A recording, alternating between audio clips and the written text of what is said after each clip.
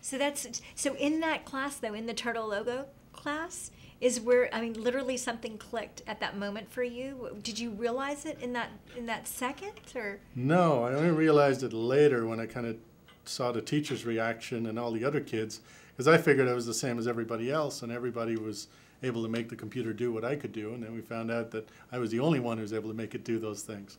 Wow. So that's where it started. I knew something different was happening. Right, right. And then, so I remember you were telling me that you taught yourself a keyboard. You had just a keyboard to work on. Or something, is that right? Yeah, it was a little bit before that. I couldn't really afford the computer at the time. It was £300, right? Which was a lot of money then for me. Yeah. And 75 cents a week pocket money. Right. So I did manage to put down a $5 deposit, and then got the brochure for the computer, which was a fold-out brochure that had a picture of the life-sized keyboard. And in those days, the home computer pretty much was a keyboard and a screen, meaning the computer was built into the keyboard. So since I had a picture of a keyboard, I could learn to type at night on the paper until I actually got the keyboard, and then I was able to move pretty quickly. That's amazing. And then your first computer you actually got when you were how old? It was like a year later, I guess. I was 11 years old, or 12. And then by 13, you were programming, writing my own games, helping my friends, training other people, and then, yeah, the local banks in Ireland were getting the very first computers in.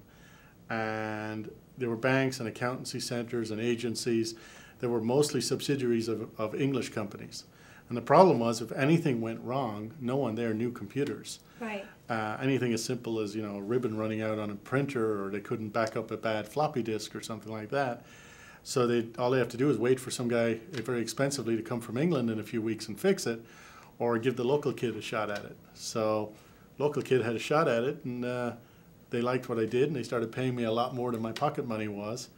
So every lunchtime I'd come down from high school and I'd have a sandwich in one hand and a bunch of hard drives in the other, and I'd be backing up bank software and automating stuff and fixing stuff, which was great because these were computers I could mess with that I didn't have time to, didn't have the money to buy. Right, and you were 13. Yeah.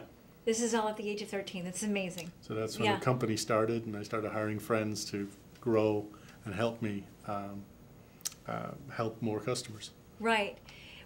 So at that time then, so your company's growing, you've got more and more coming in, and at what point did you start Scorpion Computers? That was at 13.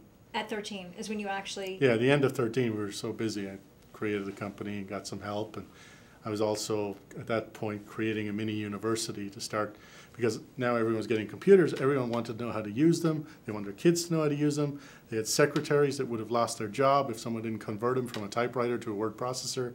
So everything I sold, they turned right around back on me and said, well, who's going to train us on how to use this? Right. So I accidentally, again, had to kind of start a school for that. And that school turned into a little bit of working with gifted children and prodigies and stuff.